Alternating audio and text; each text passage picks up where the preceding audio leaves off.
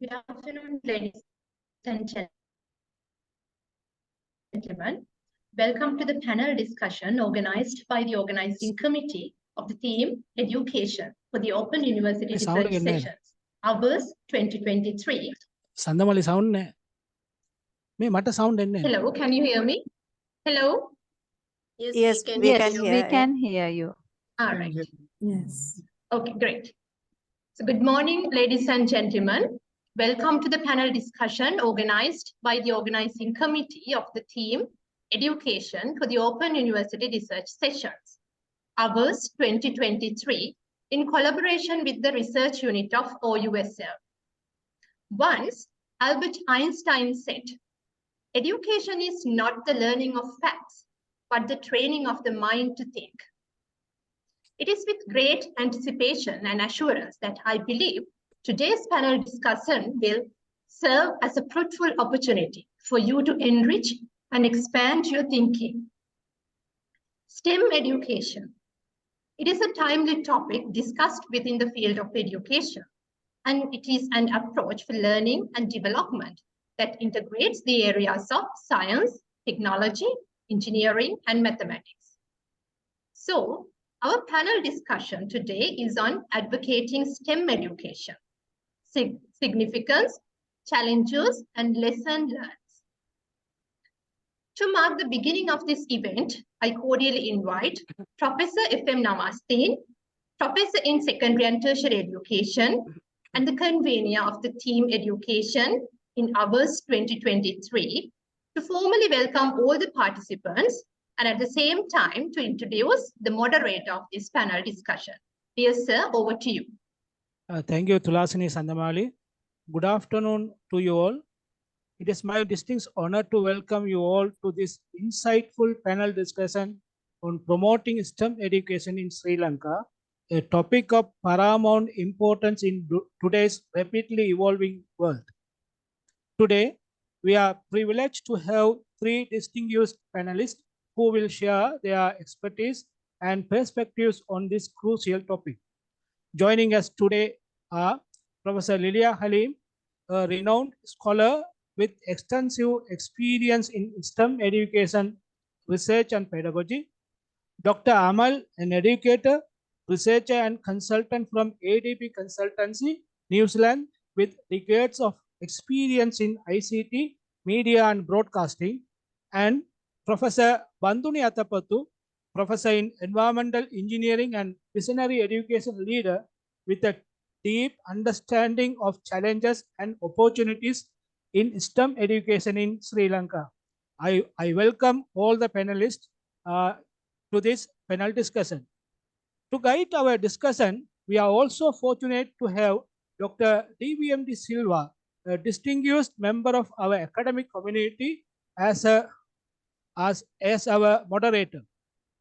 Dr. De Silva is a senior lecturer in the Department of Secondary and Tertiary Education at the Open University of Sri Lanka and currently the Dean of the Faculty of Education as well. She brings a wealth of experience as a researcher, educator, and administrator in the field of education. With a wealth of academic, well as professional background in science education in Sri Lankan school system, her expertise will undoubtedly enrich our discussion. I am confident that this panel discussion will provide us with valuable insight into the current state of STEM education in our context, the future direction we must take to equip our students with the skills and knowledge they require to thrive in increasingly STEM-driven world. I welcome you all. Thank you very much. Okay, thank you very much, Professor Namasthene, for your generous introduction. Good afternoon, everyone, and welcome all to the panel discussion. Today, we are going to discuss advocating STEM education, significance, challenges, and the lessons learned. First, let me explain in brief why we selected this topic for this discussion. STEM is an approach to learning and development that integrates the areas of science, technology, engineering, and mathematics. STEM method of education is currently implemented in about 96 countries throughout the world. This new method of education was first introduced by the National Science Foundation in the United States of America in 1999, using the term STEM based on the 4 subjects: science, technology, engineering, and mathematics. The educationists have drawn their attention towards it as a very successful method of education. Currently, the Ministry of Education of Sri Lanka and the National Education Commission started looking for ways to improve the effectiveness of our education system using novel strategies that suit to the fast changing world education landscape. In that aspect, one of the main strategies proposed was incorporating STEM. That's why we selected this theme for our discussion. So today we invited 3 eminent scholars for our discussion, starting from Professor Lilia Halim. Professor Lilia Halim is a professor of science education at the Center of STEM Enculturation within the Faculty of Education at University Kebangsaan Malaysia. Her research interests primarily focus on comprehending the thinking process of science teachers, the development of their professional knowledge, specifically pedagogical content knowledge, and the creation of innovative methodologies for science pedagogy. Professor Lilia Halim serves as an expert and resource person for various organizations, including the Regional Center for Science and Mathematics Education, Worldwide Fund for Nature in Malaysia, and the International Association for the Evaluation of Educational Achievement in the Netherlands. She has authored practical books tailored for science and physics teachers, co-edited books related to science education, and contributed articles to both local and international peer-reviewed journals. Furthermore, she actively participates as an article reviewer for several esteemed international research journals. Warmly welcome you, Professor.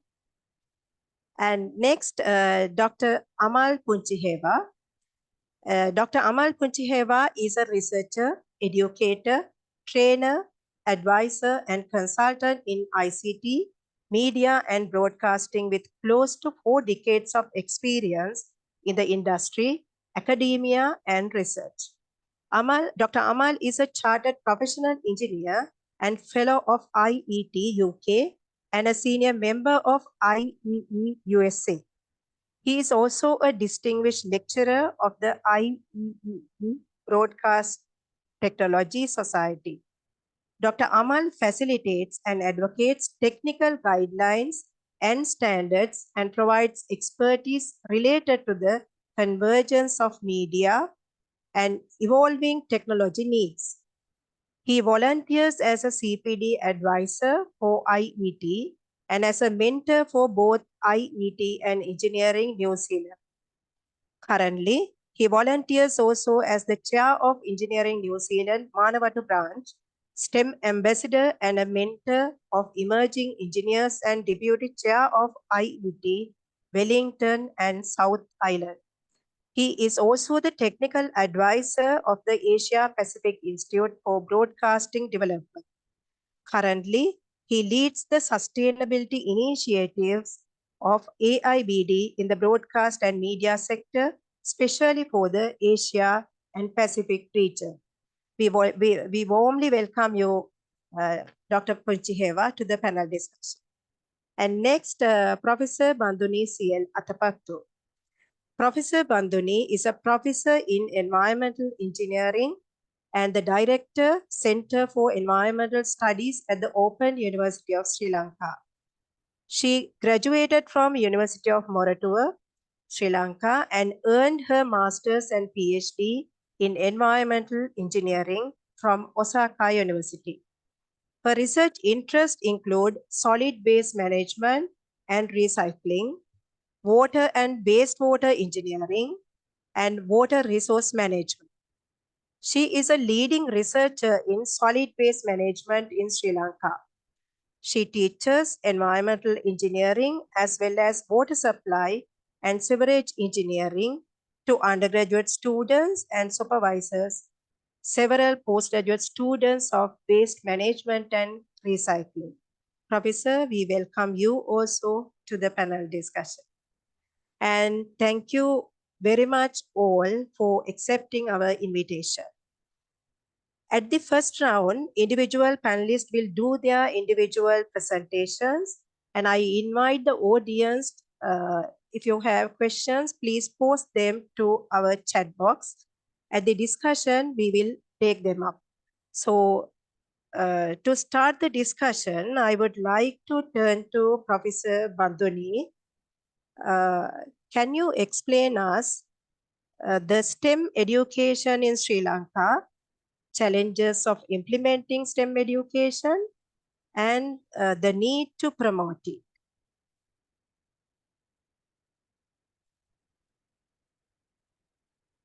Professor, we can't hear you.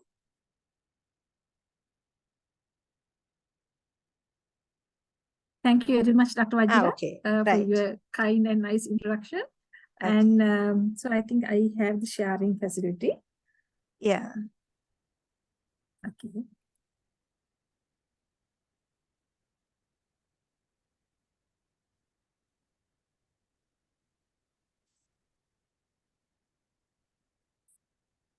Give me a second.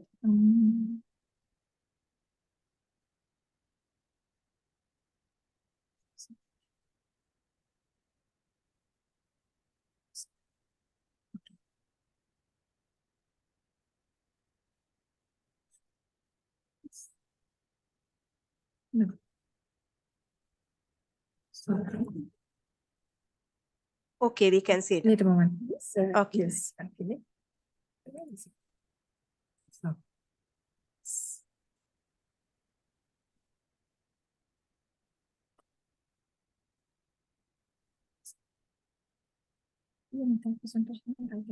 Can you share?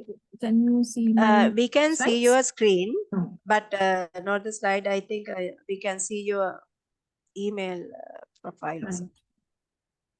Okay, my God, what is it?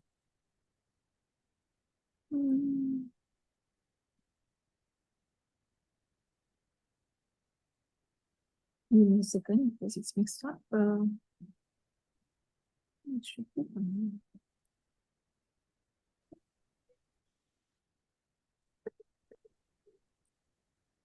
Sorry Professor, can for you stop the your time. sharing? Yes. Can you stop your share Yeah, I and stopped reshare? it. Yeah, Yeah, you can yeah, I stopped reshare. it and After stopping, you can start it again, resharing.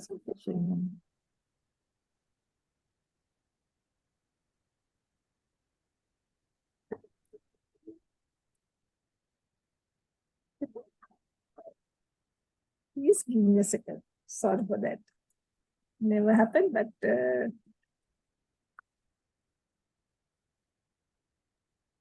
thank you. Yes, got it.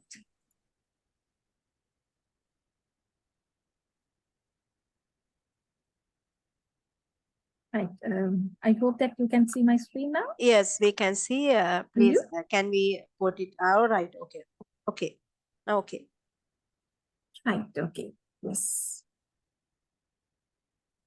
Thank you. Right. Thank you very much once again, Dr. Wajira De Silva, for your kind, nice introduction. And so today I'm going to explain about the Sri Lankan situation regarding the STEM education and getting the brief or getting the start for this panel discussion, very important. And these days, STEM, actually we nowadays we are talking about the STEAM also.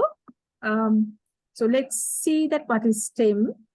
I know that all of you are very familiar with this. The definition of STEM, we can say that STEM is an acronym used to represent the initials of 4 subjects. One is science, technology, engineering, and mathematics. And of course, this kind of a multidisciplinary stream, what we are calling, but multidisciplinary, interdisciplinary, there are so many things. But however, we are going to bring the economic value for creation and life of harmony with nature. And this concept is generally essential to work for solution of real life situations. And therefore, the Sri Lanka, and also we know that most of the countries, they have very successfully introduced this STEM education for their educational system. But still in Sri Lanka, we are planning, we are talking, we are discussing, but it's to come. If I'm talking about the education careers of Sri Lanka, general education landscape is kind of a very complex situation. And also it's undergoes with the numerous policies and initiatives, because as we all know, time to time, the changes are coming for our education system. And however, at the moment, it's basically depend on the free education and textbooks in public schools, or materials for making school uniforms, and subsidized public transport, as well as shoes and scholarships for students. Those kind of things now we have. So these are the things we are supporting with the students as well as for our education system. However, we are still lack of how we are going to promote our systems, or how we are going to promote our students towards the changing world. As Minister of Education is responsible of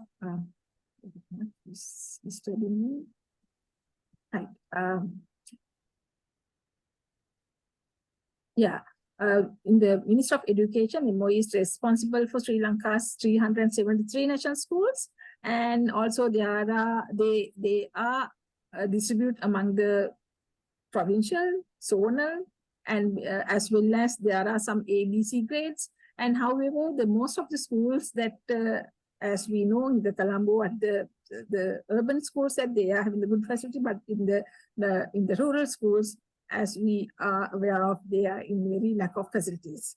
And however, there are so many policies, so many education institutes like NIE, or like many other educational policy framework making people, making institutions. However, still, I feel as an engineer, let's say, who came out of STEM education, let's say that we are kind of lack of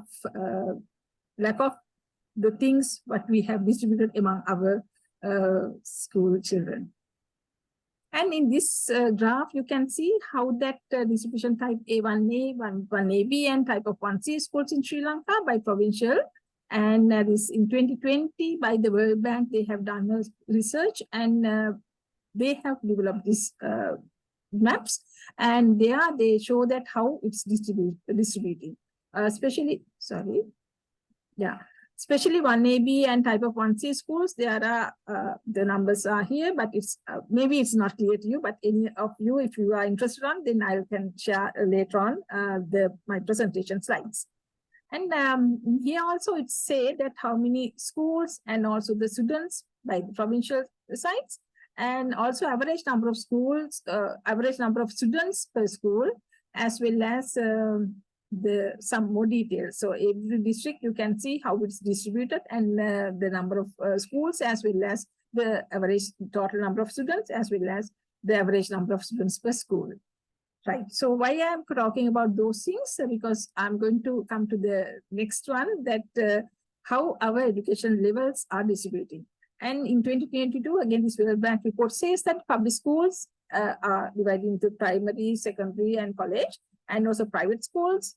And the numbers and the total number of students who are learning in those, and also the male and as well as the females. So there you can see that number of student ratios for public school teachers in Sri Lanka by province in 2020, and here that the type 1AB, type 1C, and all that you can get the ratios, and student to teacher ratio that you can see it's going to get really a huge number.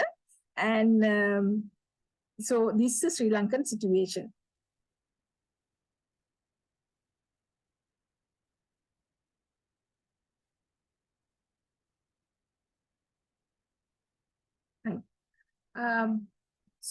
Let's see that the STEM education by school level. So actually that STEM we know that we need to define again and again, but mathematics is a compulsory subject for grades 1 to 11 in Sri Lanka. And during primary school also, that we are teaching the students to the mathematics, as well as sometimes we have the environmental studies classes, because there that we think students are getting engaged with the nature. And especially environmental studies provide foundational knowledge for subjects such as science, technology, and engineering in later years. At the beginning, kind of there is one subject called environmental studies, they are talking about the social studies also, and all those things coming with the mathematics. So those are the one actually in the primary schools what they are learning. But when it's going to the higher levels, little by little they are learning of science, but separately, mathematics separately, and technology we are calling it kind of skills they are going to develop, but all are separate. But this kind of STEM is kind of thing, actually we are going to get it kind of a mix, or like a mixed discipline. And when they are coming to the practical situation, how they are going to use their knowledge, what they have earned from that in their lower levels, so in their different subjects, those are the things we are going to go with this STEM education. So STEM education is really important, because in later ages, let's say in the grade 6 to 9, they are learning again ICT, information technology subject also. And however, I know that because my kid is in that level, and I know that she is learning those things very separately. And when the problem comes, they don't know how to solve that problem, because they don't have any idea of how they are going to integrate those things. So therefore, as an engineer, when I see that how they are solving their problems, it's really in a very pathetic situation.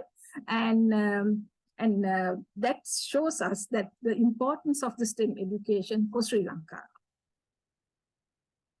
And this graph also shows that students exceeding grade 5 scholarships examination cutoff point 70 marks. As you can see, most of the students, they are going to get the really good marks, means over 75 they are taking, but after grade 6 and 6 to 9, they are going to learn those subjects in separately.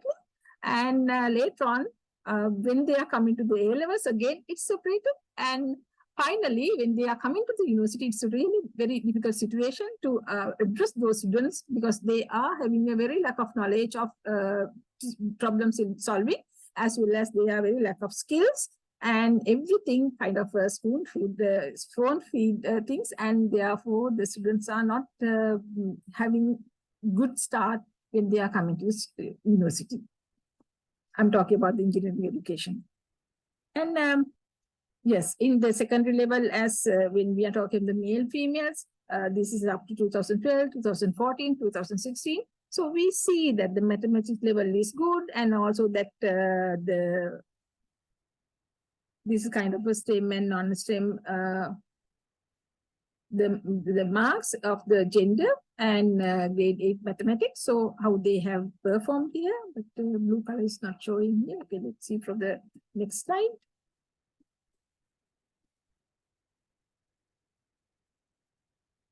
Again, science, how they are getting the marks. So we can see that the highest marks are getting really low, like 100 marks. But however, they are having the good knowledge in average in science. And the provincial wise also, of course, that their scoring is good. And but though there are so many things we can say here in the qualified BCA level and male, female, and total. But we know that these mathematics and science are going to get separately. And later on, that when we are talking about that combination, or the real STEM, or whether interdisciplinary or the multidisciplinary things are coming in, and when they are coming to the problem solving situation, the things are not that looks attractive. Right.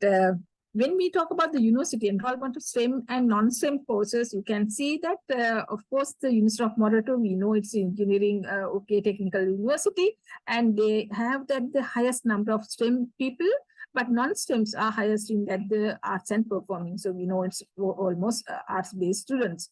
And this is a distribution of the university, like we all like the Open University. When we are taking it, we have one engineering faculty, but and the science, and other sound normally like a non-STEM, we can say. So basically, it's kind of a STEM male and STEM female, and also that non-STEM as well as non-STEM female. However, in Open University, we can say it's kind of a balance, like 50% to 50%, and so this kind of a university distribution. However, by looking at this, what you can see, basically, STEM education is really less in the country, and in the university also, they are not providing that much of facilities, because it's difficult, because it's costly, and therefore, basically, non-STEM students are higher, and when they are coming to the employments, and it's a difficult situation in the country, because if the country is coming as a developed country, then we know that the skill, all these youngsters should have to be very skillful, but we are not sure whether we are aiming to such kind of STEM education in this country. Right. And also that, okay, this is again that the total STEM and how those are going to distribute among all other fields. So generally, we are taking these kind of things as a STEM things, like agriculture, architecture, computer science, dental, engineering, all those have to have skill as well as technology. And so we have kind of 60% of those kind of things, and engineering, of course, it's somewhat low because very few faculties. However, this is a general distribution in the country. And so let's see that whether this interdisciplinary education, no, why it's very important, because STEM education is interdisciplinary approach to learning, where rigorous academic concepts are coupled with real world lessons. As students apply science, technology, mathematics, and engineering in a context where they factor in connections between micro and macro spheres, for example, between school and community or national or global level. So there we understand that STEM education is important, because if we want to go, because nowadays actually we have to make the global students. If we are going to have the global students, of course, the STEM is really, really important.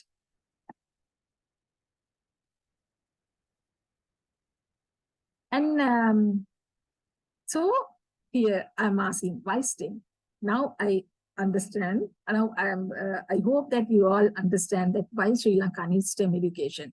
So knowledge evolves constantly, both in term and new fields and developments within the particular fields.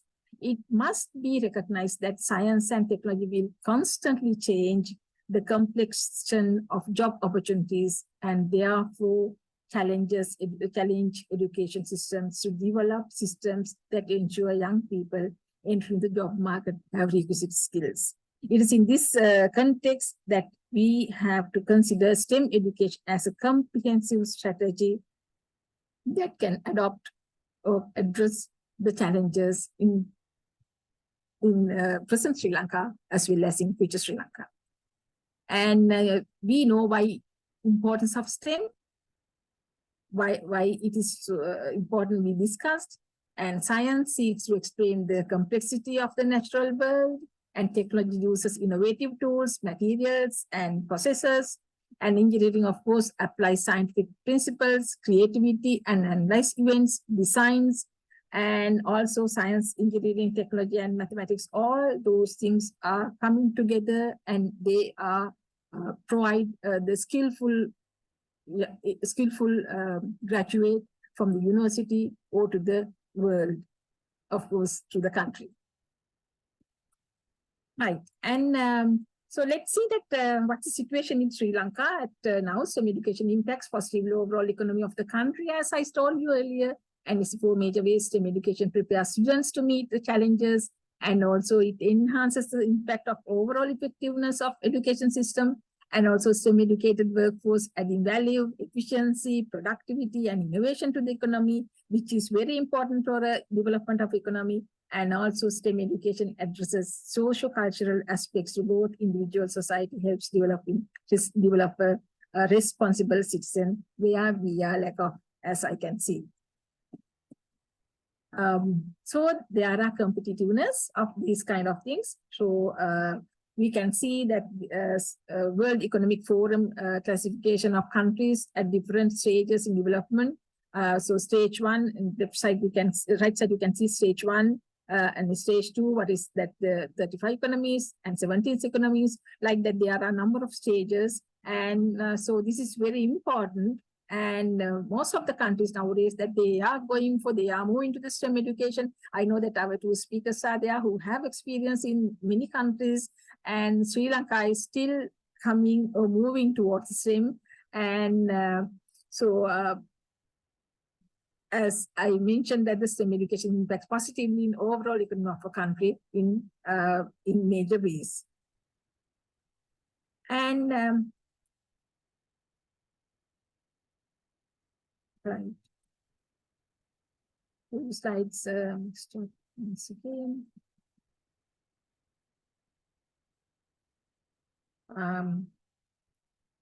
Right, there are a few more slides, but I'd like to talk to those things in later on. And now I'd like to hand over to Dr. Wajira once again. I hope that you know about the STEM and you are, you know that the Sri Lankan situation and you know what's the importance of the STEM for Sri Lanka. But nowadays we are talking about the STEM to STEAM, that because we are thinking aesthetic subjects also to be introduced or should come into the STEM education. And however, still that we are under the discussions. Strategies are there. 2017 that Sri Lanka that they have developed some strategies for STEM education. Now they are discussing the STEAM education, but as we know that nothing has come out from the ministry level or kind of a discussion level. So therefore, as academia, we have to think of that. What are the problems they have to come out of the STEM or STEAM for making a responsible citizen to produce for Sri Lanka. Thank you, Dr. Wajira. Okay, thank you very much, Professor Bandhani. Before moving to the next panelist, again, I would like to invite the audience to post your questions to the chat box. Right. Next, I would like to move to Professor Lelia Halim. Professor, can you describe the nature of the STEM education in Malaysia, particularly its implementation and lessons learned? Okay, thank you, Dr. De Silva. I'd like to share my slides with regard to this question. Let me start by showing it in a slideshow view, and Okay, we can see now. Okay. Right. So thank you again for the kind introduction. As the question that's been given to me, basically on what were the challenges and lessons learned from implementing the STEM education in Malaysia. Yeah. So, all right. Let me give a little bit background about Malaysia. We have 3 major land areas in Malaysia. That's the Peninsular Malaysia. We have Sabah and Sarawak. Our national language is, also official language is Bahasa Melayu. Second language is English, and we also, our community speaks, depending on the races, in terms of Mandarin, Tamil, and indigenous language. The reason I'm saying this is that we are following a centralized curriculum. It's a top-down approach, and whatever the curriculum that's been set, we acknowledge that it is not one size fits all. So teachers are given guidance to adapt, and also to encourage them to use it as relevant to their context. Okay, there's a few things I'd like to talk about. There's 4 main parts. A little bit on what is STEM education in Malaysia, how we conceptualize it. Then I will focus down on integrated STEM education, because as the first speaker mentioned, STEM as in silo, but what she's advocating or what Sri Lanka is looking at is about the integration. So I'd like to talk a little bit about that and some research and also programs, outreach programs that we have implemented, and what were the lessons and challenges learned from that. So STEM education in Malaysia at the school level, which is 7 to 17 years old. In 2014, both basic and higher education sectors came together to conceptualize what is STEM education for Malaysia. And we came out at least three important and parallel conceptions. First, we see STEM as a field, meaning medicine, it covers the traditional disciplines such as science, chemistry, maths, and also engineering.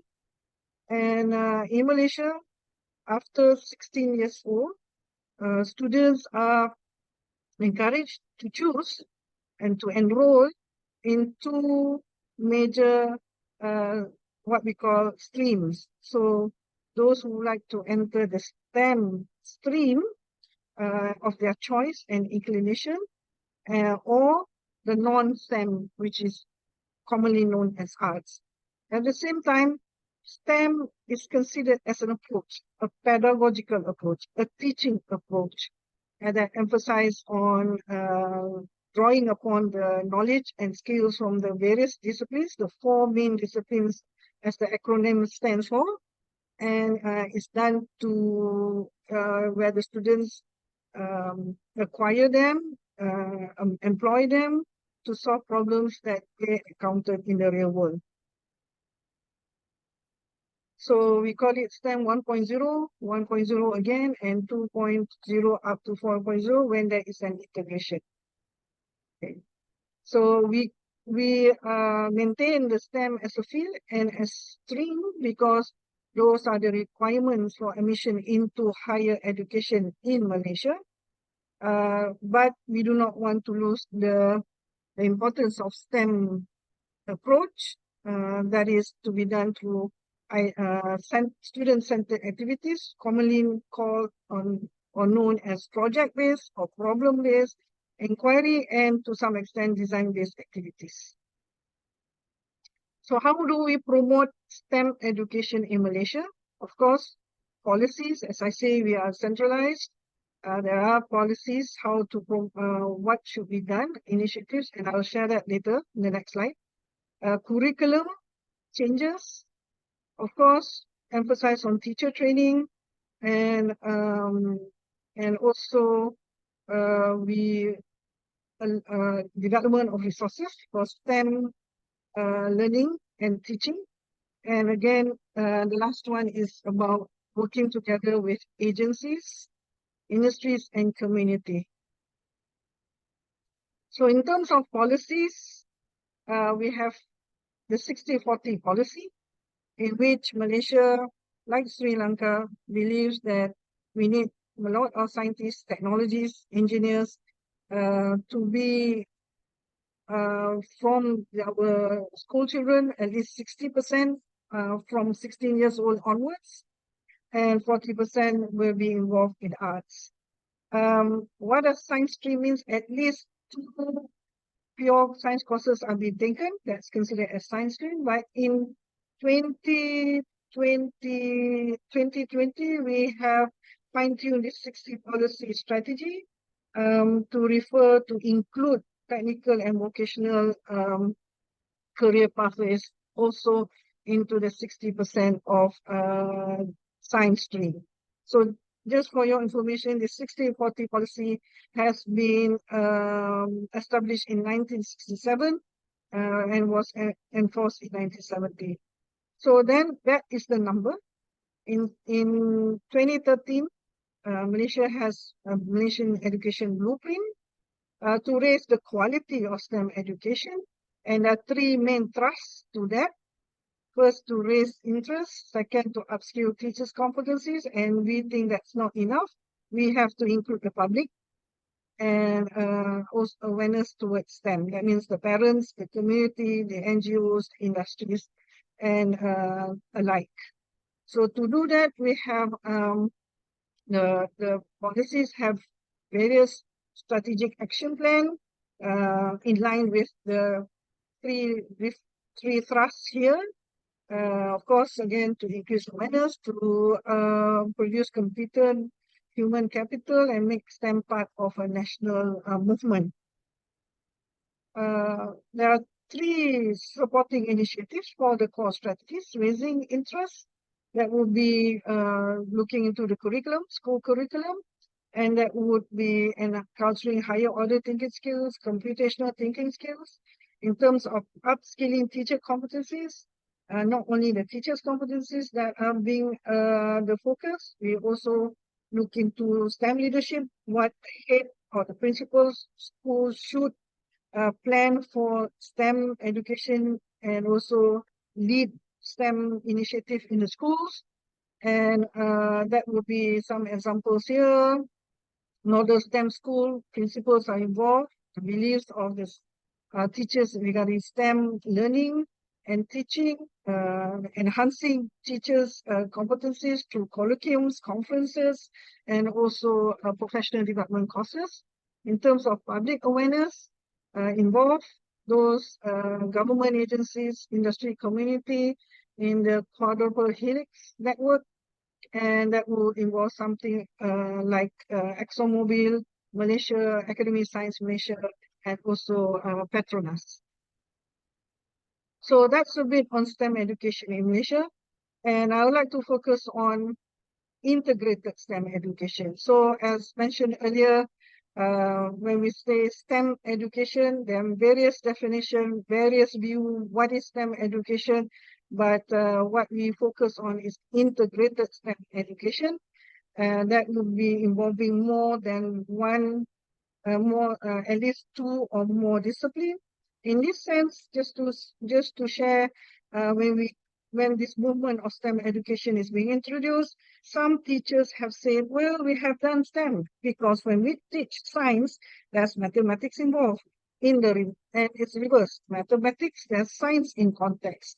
So, but what integrated STEM education prioritize is to have real world application of the content and also to pursue more active learning, STEM-centric pedagogy, as I said earlier, problem-based, project-based, and inquiry-based. So to do that, based on various literature, various studies, in terms of the needs of in-service teachers regarding these new innovations, integrated STEM education, teacher preparation model for STEM pre-service or curriculum design and programs, we could categorize 3 main competencies. First is the content knowledge and the pedagogy. Teachers need to have a good conceptual understanding how to integrate the discipline and have communication skills, effective communication skills.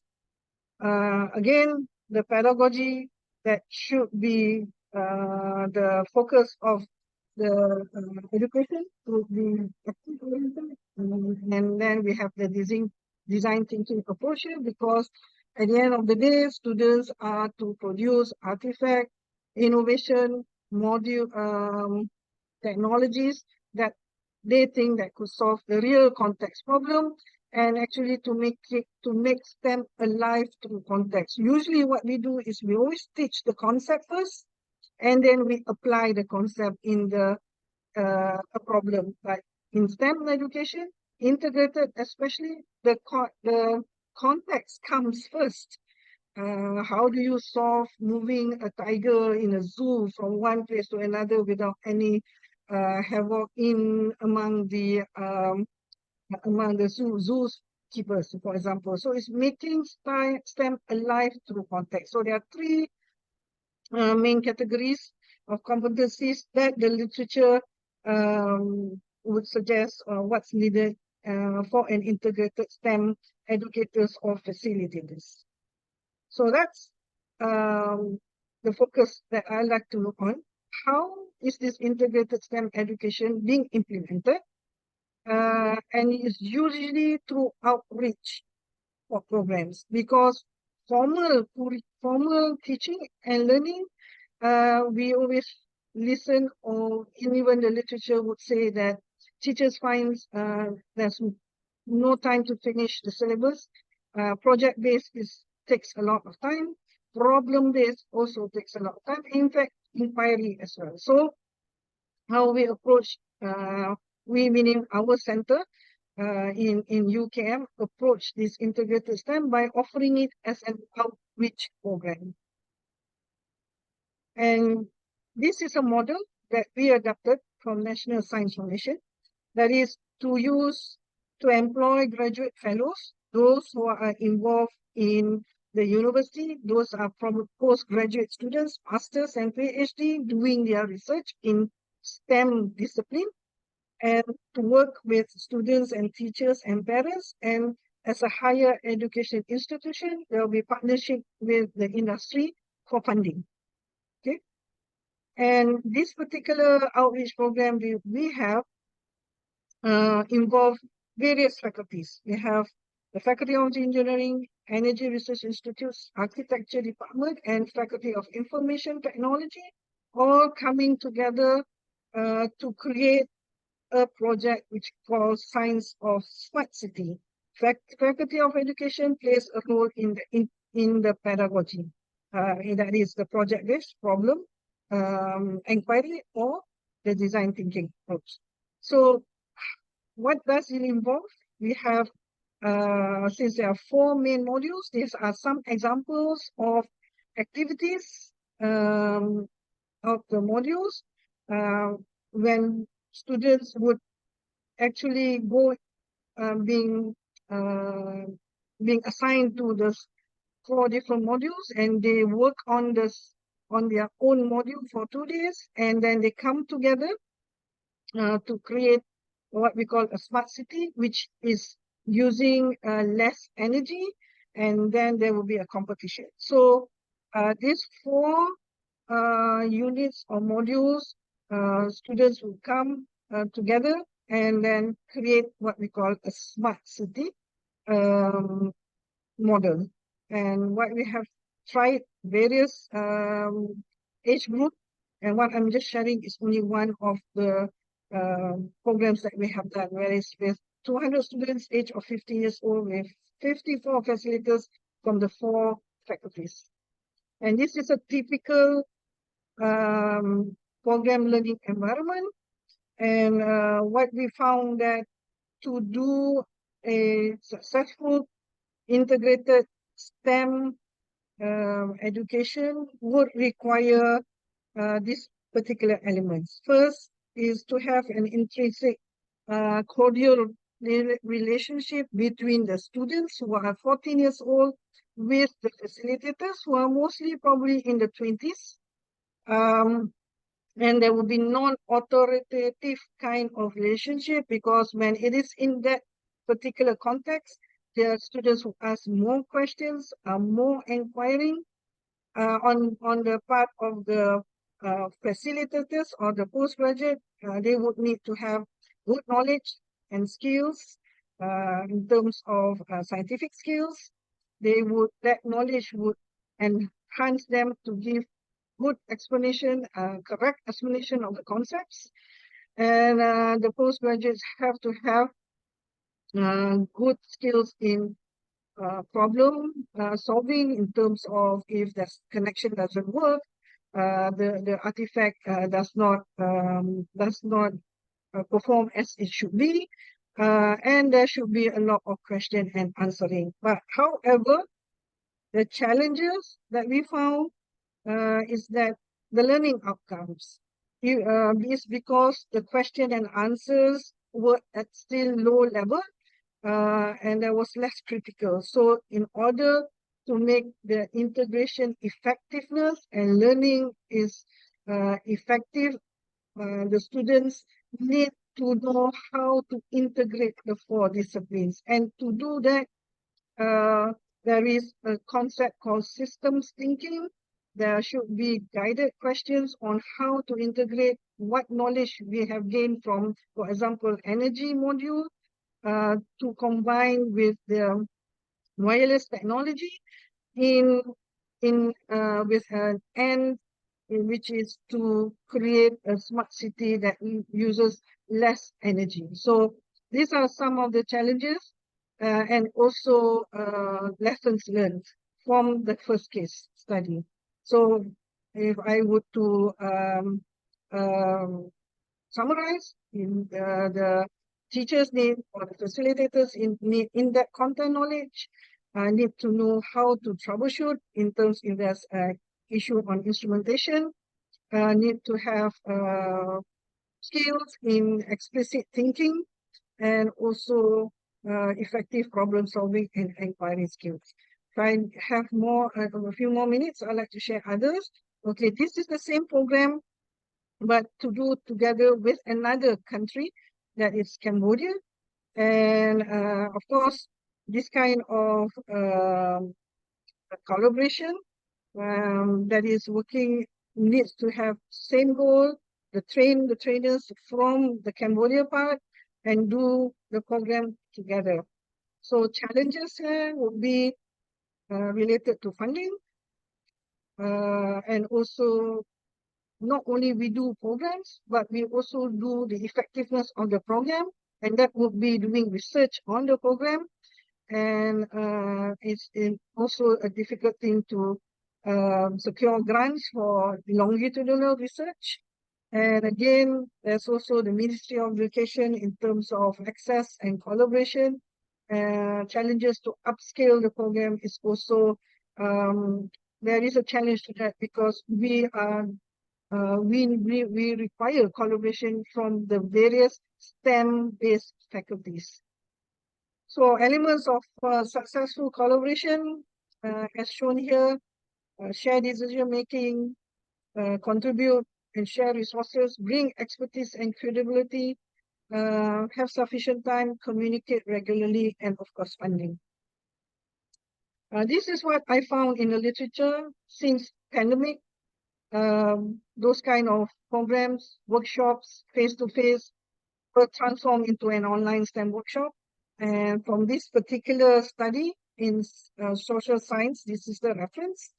When having an online STEM workshop, actually it's more inclusive. Students from all over the world, all over the country, would be able to involve in that workshop compared if we have face-to-face.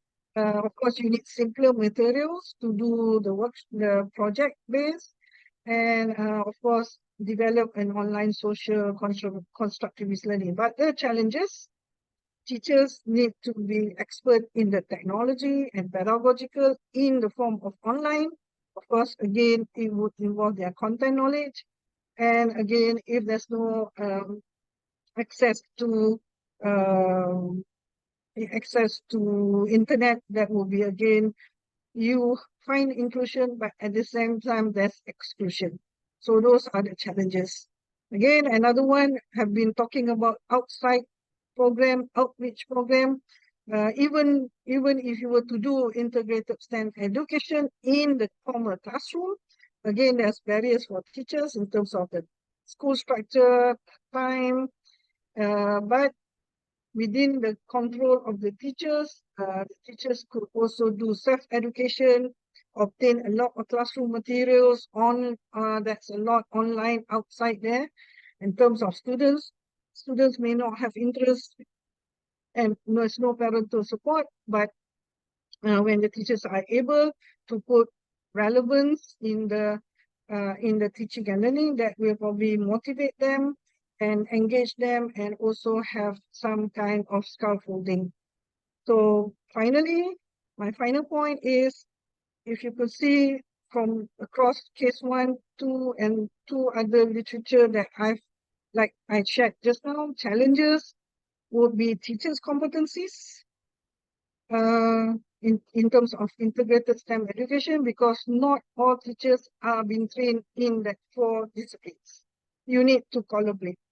And in order to collaborate, we need disciplinary humility, meaning we need to work across discipline.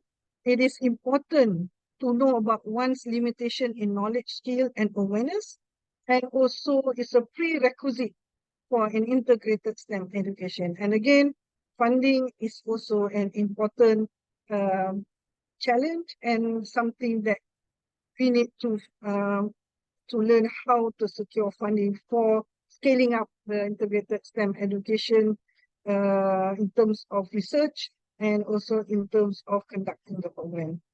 So thank you for your attention. If there's any question, I'm very happy to answer them. I'll pass this Okay, to thank you, moderator. Professor. At the discussion time, we will take the questions. Now, I would like to ask Dr. Amal Punchiheva to elaborate how promoting STEM education in Sri Lanka would pave the way to achieve sustainable development goals. Over to you, Professor. Over to you. Thank you, Dr. Silva, and thank you for your kind words at the beginning.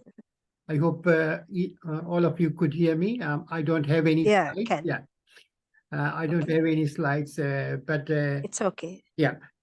So in the next few minutes, I want to elaborate this new challenge that this STEM education has to address. While we are addressing all other challenges, as Professor Banduni mentioned, and Professor Elia mentioned, that while we are teaching students, getting enough students and an adequate level of proficiency in the STEM areas so that they could contribute to the national development. One of the important points that I want to mention right at the beginning is that the question that was posed to me has the key thing, which is the sustainability. I think now globally we are addressing this issue. This is not something new, but this is something we have not paid enough attention in the past. But I think nature is giving a lot of alarms for us to wake up and then need to act on many of those things. So the United Nations, UN has identified 17 sustainable development goals. So they have set targets around that. And there are a number of very relevant and important sustainable development goals for the education. Basically, everything is quite important because even if you look at, because there is one on education as well, but also if it is related to the something addressing the poverty, that also very important because as we did here, in countries, it could be even in a developed country, not all the areas may be equally accessible to the required technology for learning, because nowadays the learning has changed dramatically, and a lot of learning happens around technology, but the technology is sometimes may have certain limitations, as we know, like even because I'm speaking from here today from New Zealand, but I'll quickly tell a few things about like my connection to Sri Lanka, and which gives more credibility for you are listening to my presentation and would like to learn from that, and then we could all share and my contribution. So currently in New Zealand, for the high schools, that is for year 11, 12, and 13, the exams, national exams are on, they are being conducted. And recently they said we want to have the examination online. But there was even today there was a problem. Some of the students could not access the exam online due to technological difficulties. So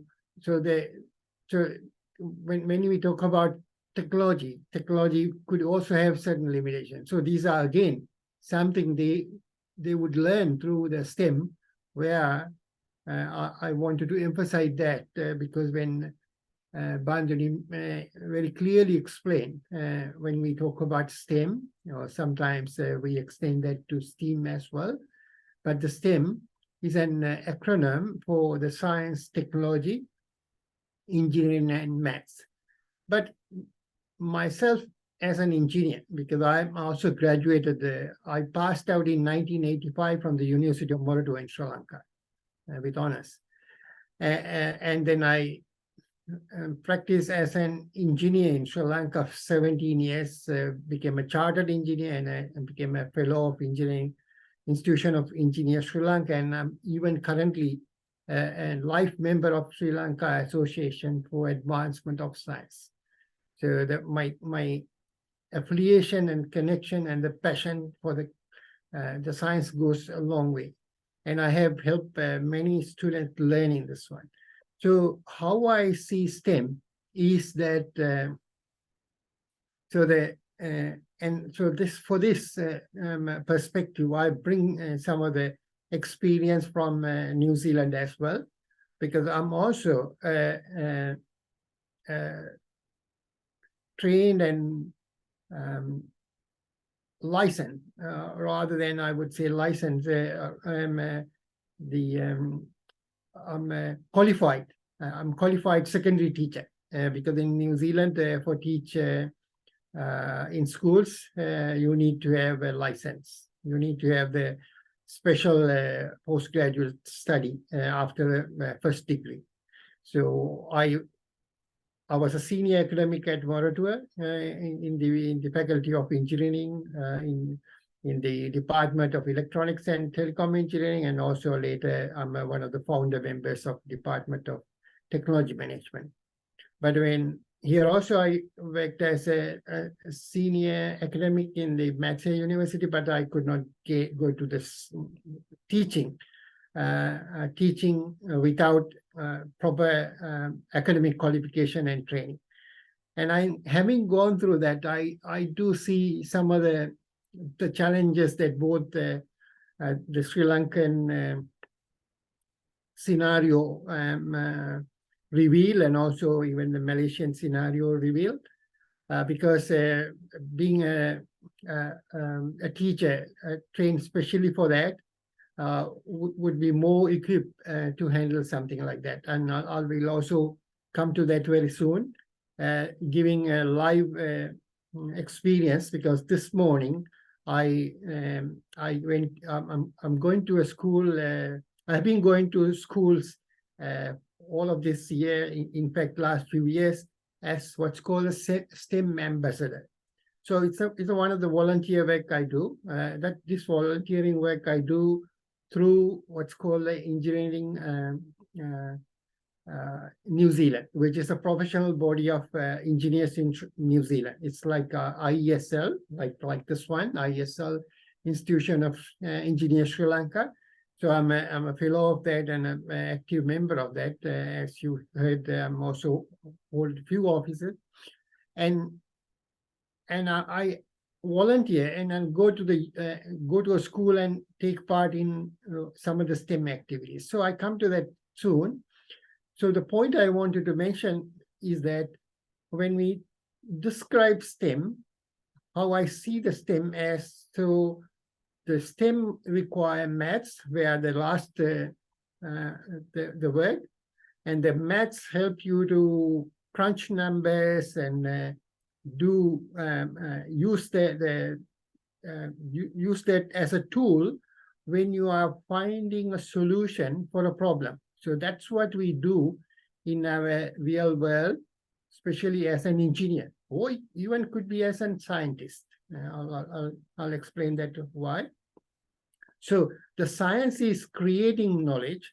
So we can create knowledge, but how we can put that into the good use is by transforming that into a usable something, and that's called the technology. So while you are creating technology, you need to use the technology, which is the application of that science, and also the finding a solution to that. So we engineer a process, then that's done by engineers. So that the engineers are equipped with all of these competencies, which they gain through the knowledge they gain during their school years, and also then it is augmented and improved during their tertiary studies at the university, and then they are ready to find solution for the world problem. So this is how we see in all engineering bodies. So I'm a part of IET UK, Institution of Engineering and Technology, and actually our vision for engineering Institution of Engineering and Technology is to engineer a better world.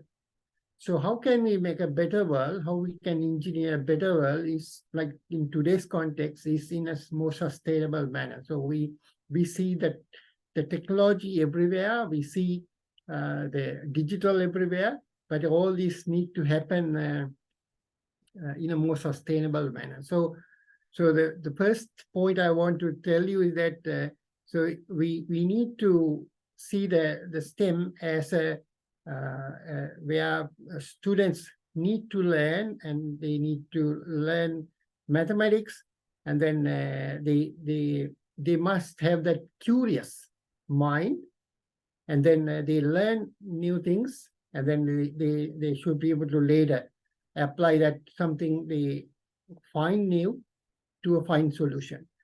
So this process, I think we observe from the previous two presentation is like coming from US, which is their National Science Foundation came up with systems, and then it is implemented in 96 countries, if I remember right. Yes, Yeah, 96 countries, yes. Yeah. And so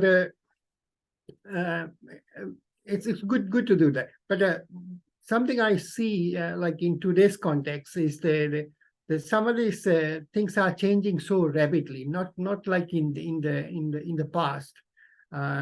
So it's important that we should be able to bring some of these changes to the education system quickly, and then we need to sustain that one. Otherwise, if every time we keep on changing, then again it has some negative impacts on the students' education itself.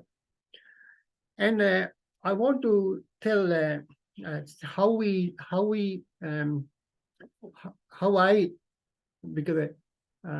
can do that, like even in the context of or in the situation of Sri Lanka, for currently what we are doing, and then to further improve the STEM education. Because what I understood from the Professor Bajasili, his presentation was that I mean we have enough students embarking on STEM studies, but we need to improve the quality of their studies and their functional ability at the end of it.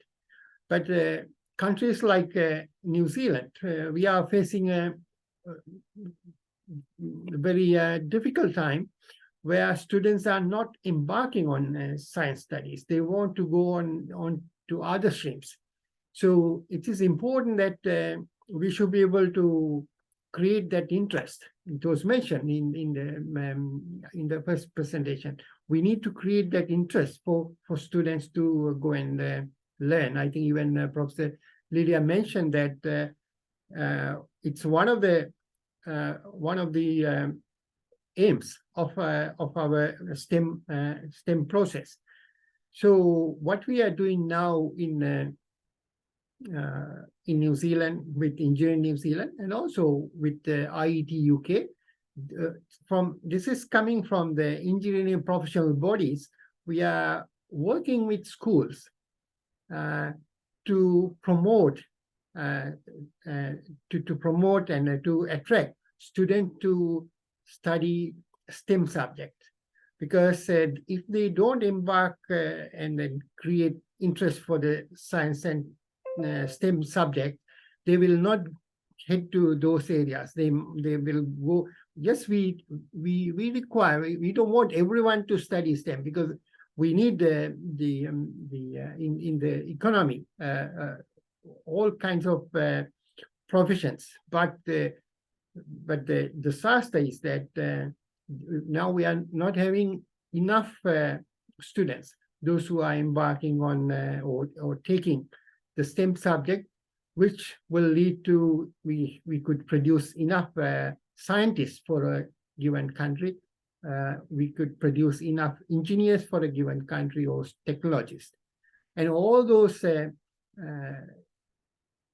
areas, essential, all those areas, it is essential for them to learn maths. Actually, the maths is required in every subject areas, because I remember once when I was in a school, when a student said, no, I don't want maths because I want to be a hairdresser.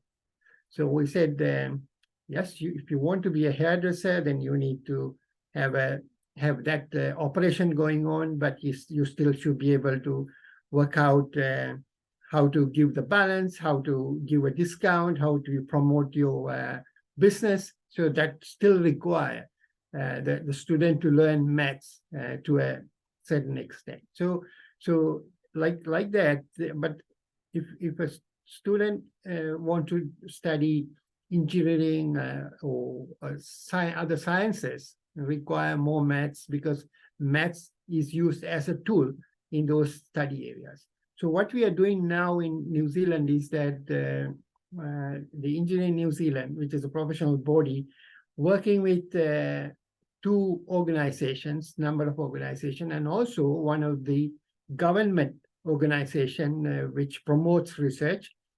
They funded Engineering New Zealand and Engineering New Zealand as an executing agency. We recruit people like me, volunteers, to go to the school. In different terms, go to schools and then work with the schools who wants to do this STEM project. So here we have identified number of projects. So very quickly I mention and explain some of them. One is now currently I'm doing what's called the Power Challenge. So I'll connect how the learning relates and how it relates to sustainability, how we try to create interest around that one, and also how do we address the issue of funding. So this project is funded by what's called a Transpower, which is the power generator in New Zealand. So that's actually a government organization. It's owned by the Crown. We say Crown. It's owned by the public, and so they fund this project for Engineering New Zealand. So we prepare a kit. So in the kit, there is a wind turbine. So each school get an ambassador like me and the kit, and the teacher gets all the teaching material, and also they get the student material developed by these facilitators. So those facilitators have designed those things in a particular way. And also, it's not like you would remember Professor Lilia mentioned that there are two approaches to learning. One is based on okay, tell the concept, and then it's like in a classroom way. But these are more sort of project based. And then because what we want to do is we want to create curiosity in the minds of these children, these students, and they start thinking, and then they come up with solutions, and then they do design. So we try to see even the design approaches like we find traditionally in the school education systems, and also like how it's works in the traditionally in the engineering design. So they extend their learning to that one, and also it creates more interest while they are doing it, because they get a hands-on things to work on. So that way they learn through that process. So they learn how the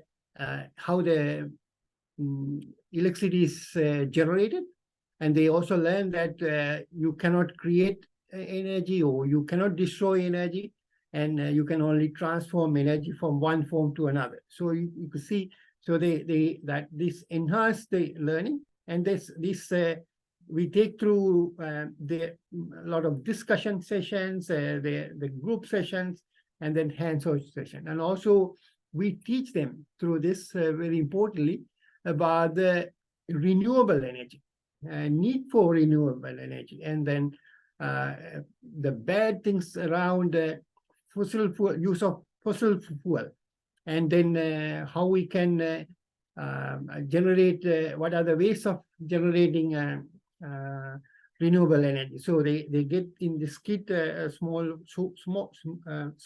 solar panel and a wind turbine, and then they do further work on the wind turbine by designing various types of blades. So they extend their learning to aerodynamics and how they can produce more energy by changing the fins or the blades of the wind turbine. So similarly, we do another one. So we did that in the previous term, which is on the rocket challenge. In the recent times, New Zealand has embarked onto the rocket launching, and so there is a bit of interest around that one. So this is how actually, like when you listen to the first presentation from Professor Bantuni, you would remember that it was mentioned that why we want to do that, because STEM education is so important in our economic development, and it is also need to happen in a more sustainable manner. So we need to study all of those. So, and also there's another project. It is around plant, and Sri Lanka also being a more agriculture-based country like New Zealand. So they can learn a lot around those sciences related to the plant and the sustainability aspects as well. And so I think I mentioned a number of things that I wanted to mention at this moment, but happy to take up any questions later on in our panel discussion. Happy to answer any question. And so I like to see, like in Sri Lanka, also various organizations like I think Professor Lilia mentioned that public-private partnership where education sector need to work with that one, and then also these initiatives could come from various other professional bodies. Professional bodies like engineering associations or science associations like SLAS, Sri Lanka Association for Advancement of Science, and this kind of organization. So and it is important. So I think with this one I will wrap up things because we also know that the science technology all related to the innovation and the rapid advancement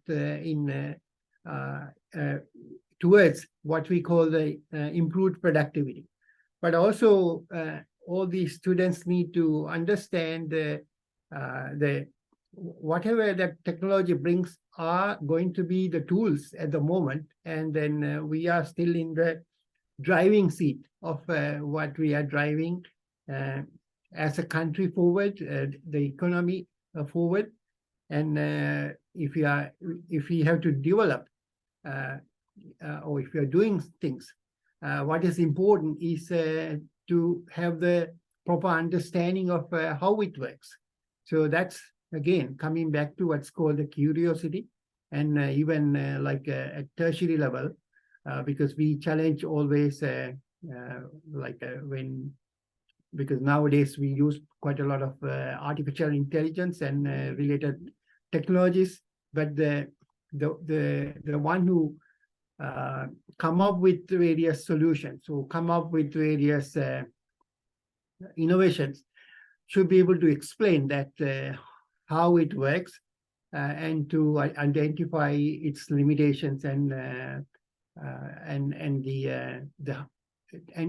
ability to mitigate any harm to the society. I think with that, I wrap up my initial presentation, and looking forward to the panel discussion and any more questions that they may throw at us. Thank you. Thank you so much. Okay, thank you very much, Dr. Pojiheva.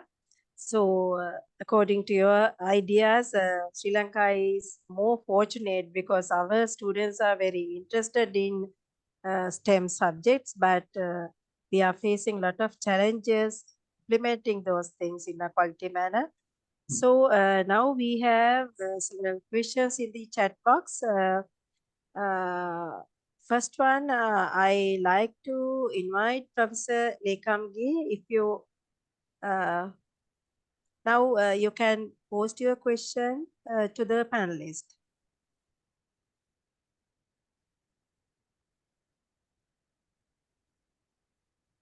Professor Lekamgi. Okay, I will. Yes. Yeah, Yes. madam. Yes. Now, actually, my first question is about the problem that we are facing in our country. It is about this exam-oriented education. Whatever the strategies, I mean, approaches that we introduce into our system, I mean, they will fail at the evaluation stage because the parents and maybe the students as well as teachers, they focus more on the knowledge, and basically it is exam oriented.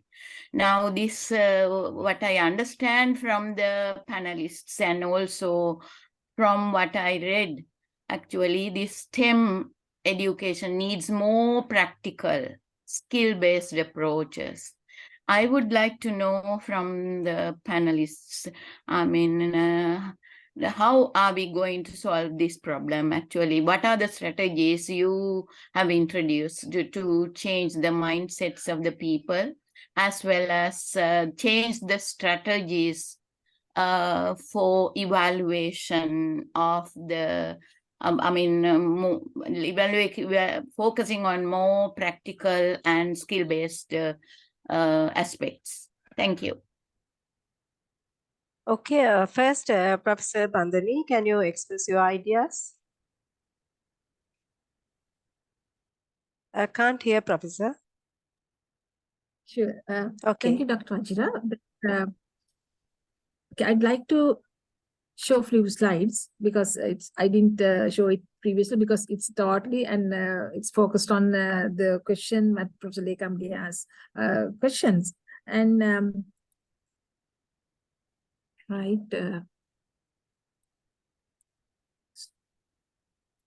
so I'd like to share one of my screens, and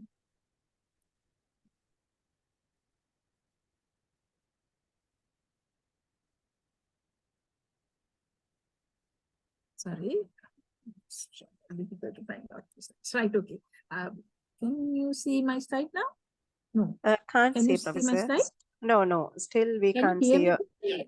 you. We can hear you, Okay, but we can't see your slides.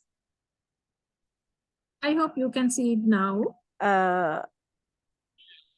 Yeah, Do you? yes, now okay.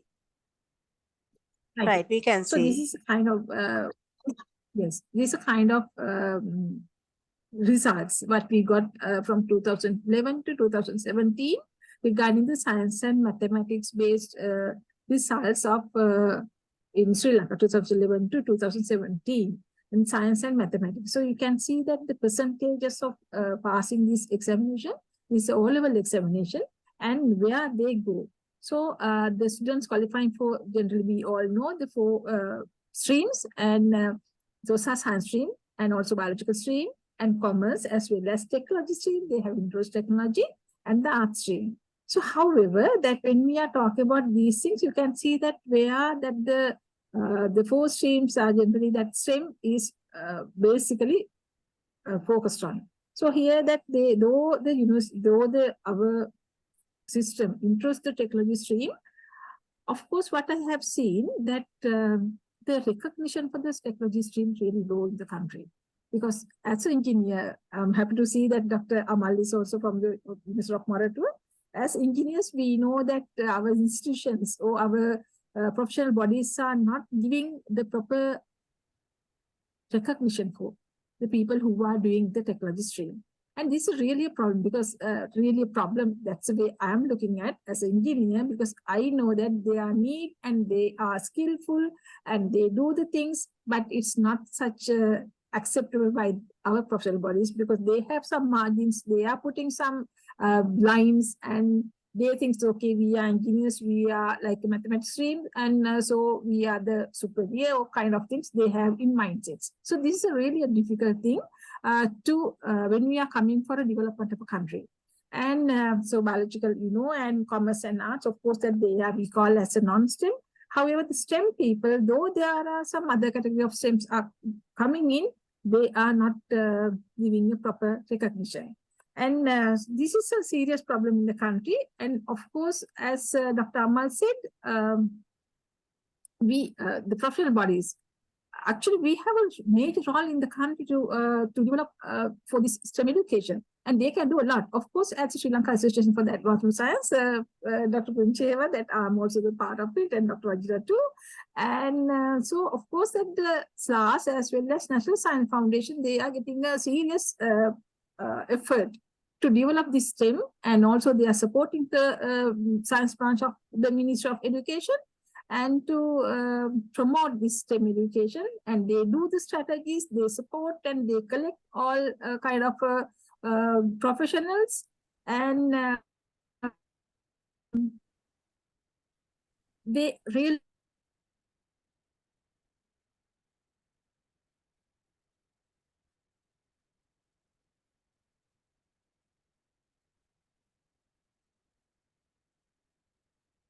put their full effort. Today, of course, that we are, as a 21st century, we expect these kind of attributes from our students, but we can see that whether they have gone for that one. Because in our stream, of course, as you mentioned, that the most of the education is based on the mathematics, science, or of course that they are thinking of exam oriented. So the parents and the schools and teachers and all are exam oriented. And I think that if we want to break it, of course that we have to have a drastic changes in the education system. The framing those things are important. And if we are talking about the oral students, we know that when you're talking about the pipeline of STEM also as leaking. You can see from this picture that how these A-level students in STEM stream, of course, they are going to 33%, let's say, so others going for non-STEM.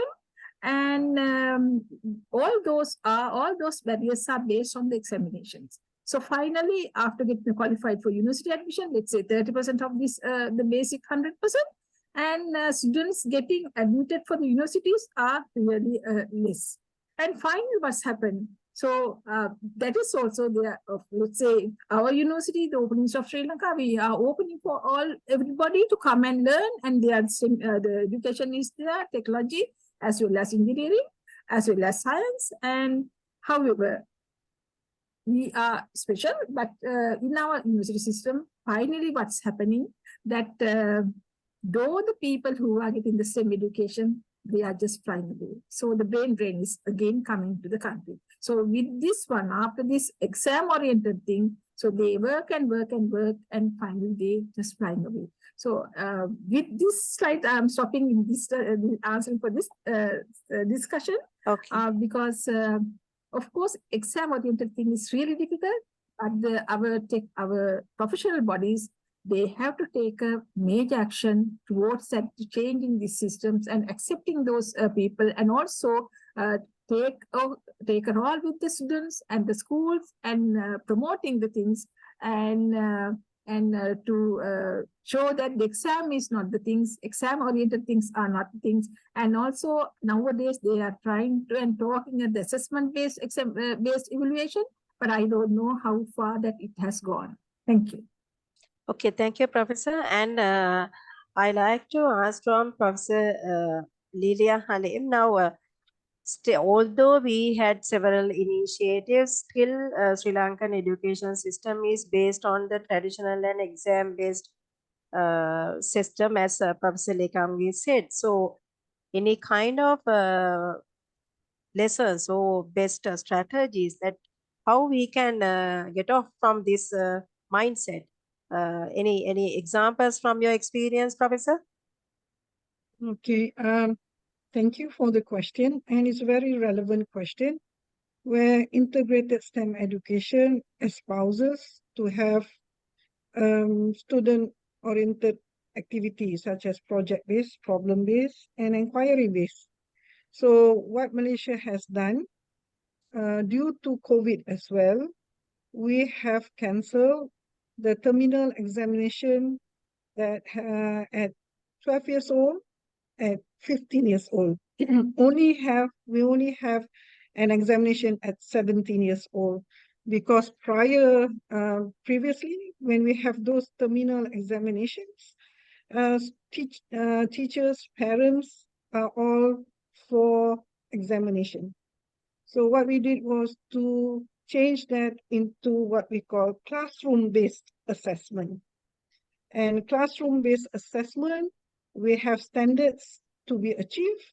And one of the 6 standards is to have students to create innovation products, models, prototypes, and that would involve project-based, problem-based, and STEM education falls in nicely.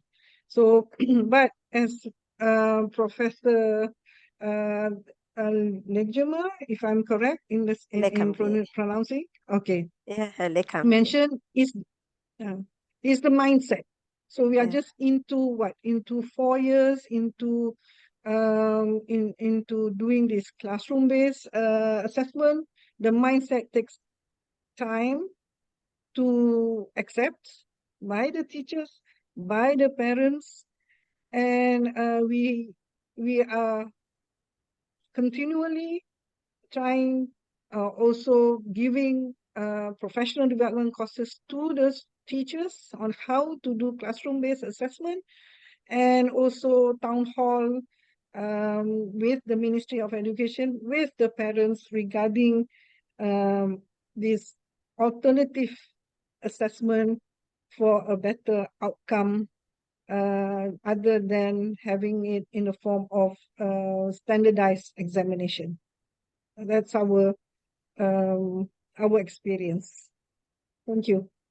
Okay, thank you very much. And Dr. Ponchiheva, the second question of the Professor Lekamge, how far the STEM education is successful in producing the workforce needed for the economic development of the country.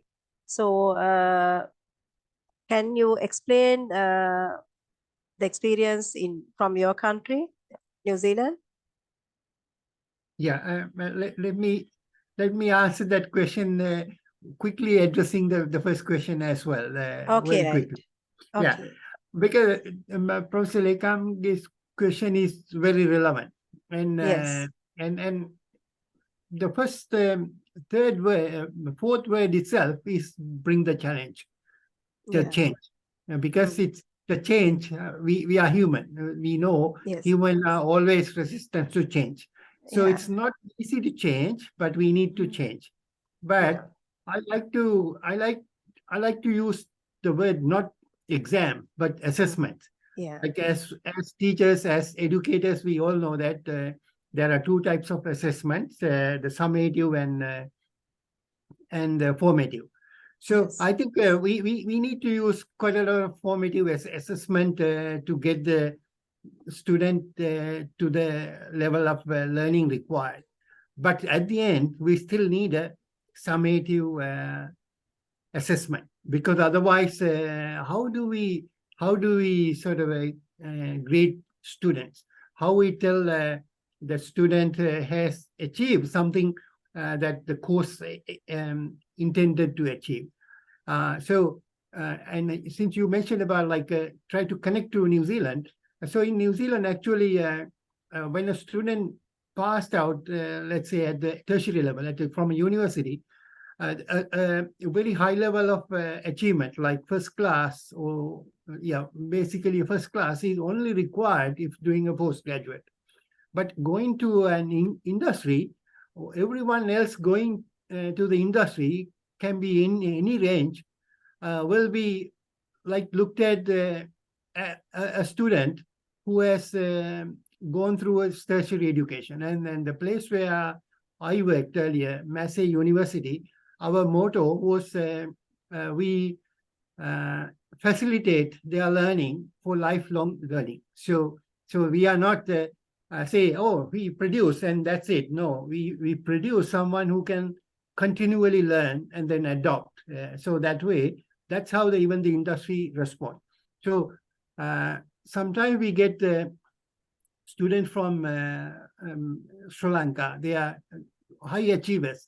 They're really good, but some of them do struggle when they try to do further work in the postgraduate studies and so on, when it's come to hands-on, because we do less hands-on in the system.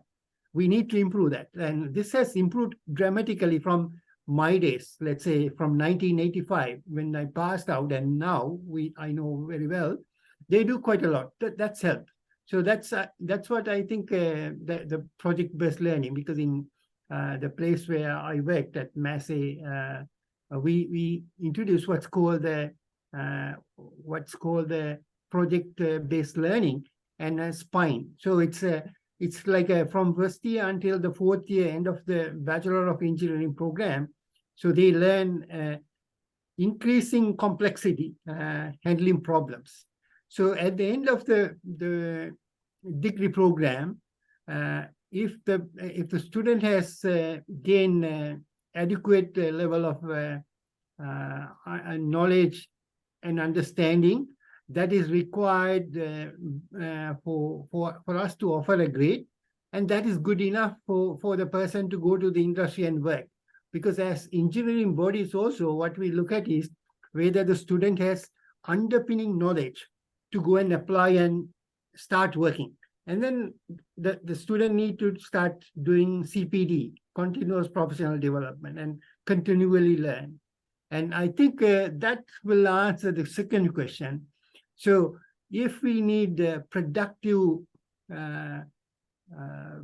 learners, those who are maybe exit at the school level and then go for different route, or go for the tertiary education and go from there as an engineering graduate, but they need to be ready for the industry. So they need to be ready for the industry means they need not just have that kind of paper only ability, but they should be able to design something, understand the problem, come up with solutions, design something, and then test it, and then identify problems and do that. So if a graduate can't do that, so that's where the productivity drops. I think so that will answer your second question, or rather Okay. the question posed to me, and I answered the first one and the second one. They're all connected. They're all connected. Yeah. So we are producing actually in Sri Lankan system very good graduates, those Good who are scholars, yeah. conceptual knowledge, yes. But the Yeah, problem is we are not giving adequate opportunities for them to do hands-on work and apply that one. So, Yeah. so we need to allow them to do more thinking rather than we tend to call spoon feeding. So rather than just telling the concept, let's allow first for some thinking, not in everything. If we start do this, we don't have enough money. So there's always a balance. So we should not go to any extreme. So we had been working on one extreme where we had exam only. So it does not mean that we shift the lever to other end in another failure. So that will probably answer some of the other questions that I have seen there. So so that we need to have the right balance, and we should have the ability to be flexible with the change of the environment, the change of what we call the job market, what the industry demands. Okay, thank you very much. And this is the time for Dr. Rovindika for your question. Yes, thank you.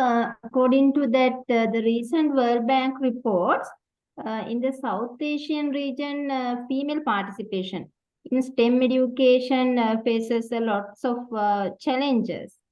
And because of that, actually it is affected for their participation in the labor force as well. So how would you explain this, situation, this issue? Thank you.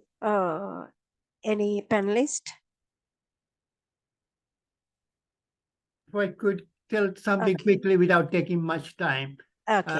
I think it's also connected to what's called another important aspect around education, and also it's a very important aspect around one of the UN aspirations, the diversity and the accessibility for everyone. So everyone should have the access to the learning,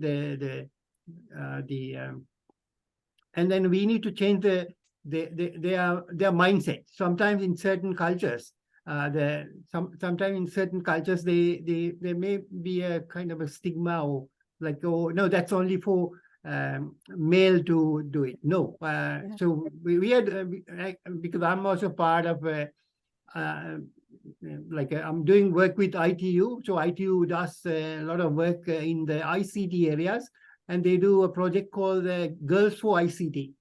So we go to the universities and schools and promote that. So this has been happening a lot in South Asian countries, in Thailand, in Indonesia. This has been done. So that's what need to happen. So I think it's again a change of mindset. And I just forget to mention one thing when I answered the earlier question, and that was like, I think Professor Lilia will acknowledge this as well.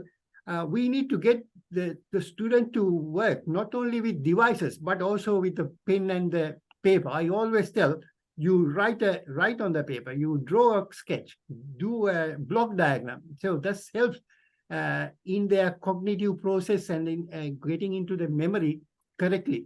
And why this is important, you probably may have learned some time back in South Korea. South Korea is one of the highly advanced, technologically highly advanced country, having a big problem.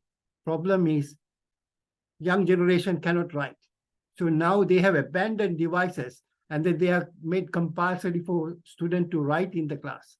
So we don't have to go like in a pendulum. So we need to keep the right balance. So in the project that we do, what's called the Wonder Project, that as ambassadors, we have the sheets where they write their ideas, write their labels. So that also part of their process. Thank you. Sorry for taking a bit your time. No, it's okay. Very valuable ideas. And Dr. Karimdeen, this is the time for your first question. I think the most relevant resource person is Professor Lilia Halil. Dr. Karimdeen. Yes, Professor. Assalamualaikum.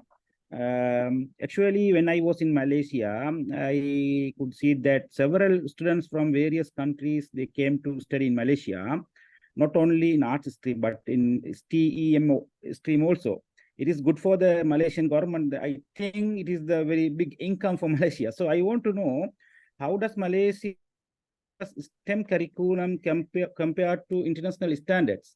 And what efforts are being made to align with global practices? And what is your suggestion to Sri Lanka to improve STEM curriculum, to strengthen our STEM curriculum in Sri Lanka? Okay. Nice to hear you again, Dr. Karimdeen. All right. When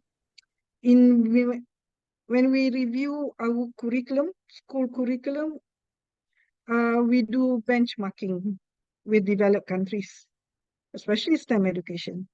Among others, the United Kingdom, Australia, and that's the two countries that I understand we do benchmarking.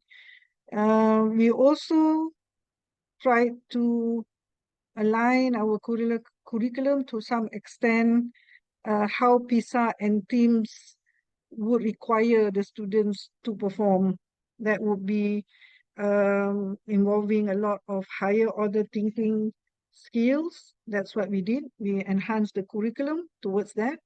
And now we are including computational thinking. So when you ask to what extent it aligns with the global practices, those are the initiatives that we have taken. In terms of our Malaysian Education Blueprint, the ministry has hired the McKinsey Group to do the review, to do the town hall communication, of course, with local inputs. Of course, local inputs like us, like the school teachers, like the district officers, the academicians, play a major role in the development of or review of or enhancement of the curriculum, and in fact, to some extent, the Malaysian Education Blueprint. So with regard to your second question, how Sri Lanka, I think what's being presented by Professor Banduni, there's a lot of suggestions there how to Sri Lanka can advance their STEM education, taking into the local context issues and challenges. Even though we do benchmarking with developed countries, we still need to think whether it's not to be like them, but to me, when we do benchmarking practices, is not to get into the problem that has occurred due to the innovation or initiatives that have been the outcome of their practices. Just like Prof. Amal was saying, Korea has that pendulum thing, and we don't want to be that way. So I suppose comparative kind of studies is to advise us what to draw upon and what to avoid. That's my take of the question. I hope that answers your question, Dr. Karimdeen. Thank you very much. Thank you, Madam. Okay, thank you very much, Professor. And any questions from the audience? Chairperson, I have a second question. Okay. From Banduni. Now, yesterday we could one presenter presented with regard to that how Sri Lankan economy affect the education of Sri Lanka. So my question is how Sri Lanka addressing the disparity in access to quality STEM education among disadvantaged communities, and what programs or strategies have been implemented to ensure that students from these communities have equitable opportunities to pursue STEM fields and careers. Okay, Professor Banduni.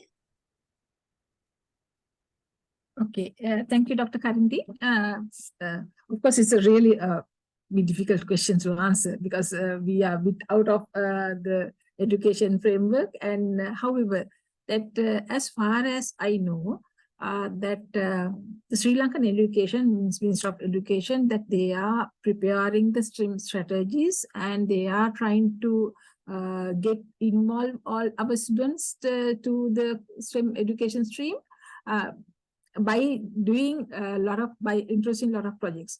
But as we all know that the Sri Lankan educations are not that rich because of course that they means urban side that the schools are real good, but in the rural side sometimes they, as you have seen earlier in my presentation, that the school students to teachers ratio also are low.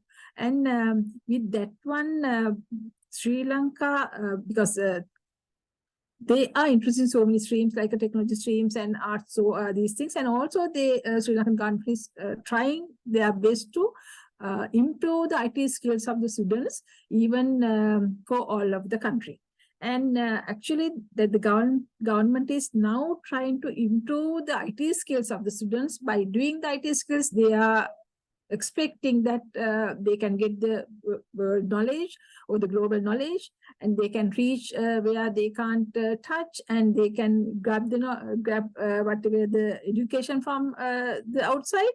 And so that's why they are trying to improve the IT skills of the Sri Lankan education system. And most of the schools, as you know, that the government is providing the IT instrument. IT is a part of the education system, and also the IT networks, and also many other actions they have taken. The government is trying to improve the education by adding this technology part or the Internet of Things part to the education, and they are expecting to improve the educational system by introducing such technology related things.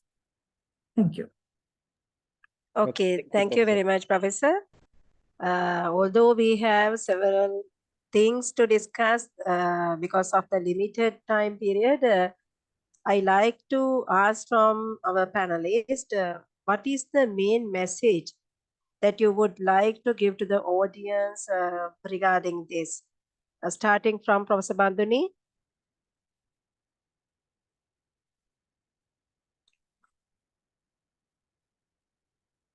Okay, we can start with Professor Lilia Halim.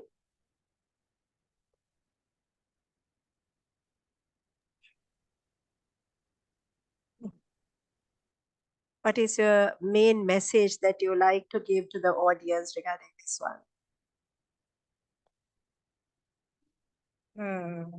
Are you asking me, or Professor Banduni has already? No, Professor, you can answer. After that, we Okay. can go to the Professor Banduni. Okay, the main message, to me, integrated STEM education has, it's positive in the context of Malaysia, as it enhances interest in students, and interestingly enough, we gain the lost boys. There was a question about gender. Malaysia has no problem with girls involving in STEM education, even at the higher education level.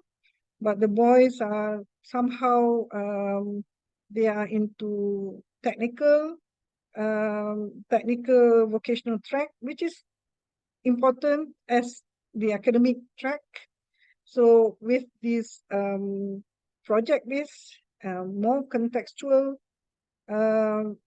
it at least helps to encourage students to think science not for knowledge sake, but science and STEM to address the global issues happening at their community, at their local, national, and global level.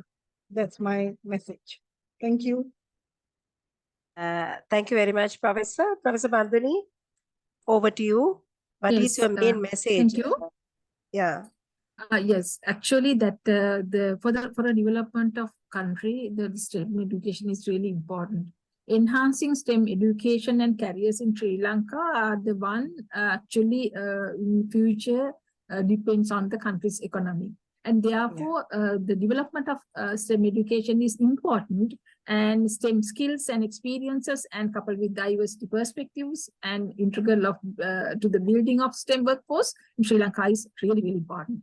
And also that the professional bodies, they have to give they have to play a major role in development of STEM education in Sri Lanka, and also that the inclusion and diversity must be defended by the government and the STEM stakeholders. Especially there are many STEM stakeholders, and so all of, including our faculty of education, of course, that you also have to create a good students and good teachers who can cater for this system is really important. That's my message. Thank you. Okay, thank you. Over to you, Dr. Punchihema. My message is, I think everyone has an important role to play. So I think everyone need to think what I call think globally, act locally. So look at how the other places they successfully operate things, and then what we can learn from them. So that will be at the level of policymakers and those who implement, and also teachers. And also as learners, they need to have that drive, and we should be able to produce, as I mentioned earlier, what we call the lifelong learners, but also they need to be fit for the purpose, which is to the environment. So that to happen, so we need both from the provider side and also from the learner side some matching, some agreement, and when all those things match together, I think we could see a more fruitful, more living ecosystem. But we need to do all of these, as I mentioned, in the framework of sustainability, because I think all what we do in the future has to be looked at in more sustainable manner and shouldn't be at the cost of anything else, because we all going to suffer otherwise. Yeah, that's my message. Okay, thank you very much for all our esteemed panelists for sharing your knowledge with us, and with your ideas. Now it's clear this is possible thing, and if we couldn't do this, we could not able to escape from this exam oriented traditional method. So it's a responsibility of all of us who are the educators in the education system. So with that message, I like to conclude our panel discussion, and I am sure that the audience also agree with me that we all had a very fruitful discussion. So thank you very much again, all the panelists. Over to you, Ms. Sandamali. Thank you. Okay, thank you very much, madam. So now I cordially invite Ms. S.S. Kaushalya Pereira, the senior lecturer affiliated to the Department of Secondary and Tertiary Education, and a member of the organizing committee of the theme Education in August 2023, to propose the vote of thanks. Mrs. Kaushalya, over to you.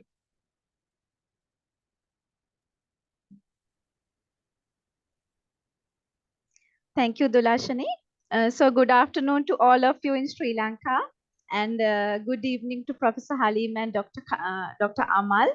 I deem it a privilege to be granted the opportunity to propose the vote of thanks at the end of this informative, thought-provoking and inspirational panel discussion we had here today, which was an example of a meeting of great minds in the field of STEM education in the true sense of the word. First and foremost, I would like to thank our three panelists who accepted our invitation and dedicated their valuable, much sought after time and energy in order to enlighten us on a topic of great relevance in the modern times. I would also like to thank Professor Shyama Veerakorn, Director Research of the Open University of Sri Lanka, and Professor F.M. Nawasteen, convener of the theme Education for the Open University Research Sessions 2023, for providing their leadership and steering the organizing committee of the theme Education towards the successful staging of this panel discussion. I would also like to convey my gratitude to Dr. Vajira Manjari De Silva, Dean, Faculty of Education, and the moderator of this discussion, whose guidance and expertise as an academic with years of experience in STEM education help make this discussion highly meaningful and fruitful. A special thanks also goes to the organizing committee of the theme Education in Open University Research Sessions 2023, which includes Mr. P. Senaviratne, Dr. Deepthini Dadiwala, and Mr. K. Ketheeswaran, senior lecturers from the Faculty of Education, Open University of Sri Lanka. In addition, I would also like to take this opportunity to thank Ms. Dulashani Sandamali, lecturer from the Department of Secondary and Tertiary Education, who colored this event with her competent comparing, and ours 2023 technical support staff and online working groups for always being at hand and for their untiring support. Last but not least, I would like to thank all the participants for your presence and also for posing important questions that made all of us think of divergent issues related to STEM education in Sri Lanka. We hope that you would, in turn, take the message of advocating STEM education in Sri Lanka to your professional practice as well. Thank you. Okay, thank you very much, Ms. Kausalya. So we would like to conclude this event expressing our gratitude to all the panelists and our engaged participants. Your thoughtful contributions have illuminated diverse perspectives and deepened our understanding of the topic at hand. Let this be not just the end of a discussion, but the beginning of a continued dialogue and exploration of ideas. So have a great rest of the day and goodbye to all of you. Thank you. Hello.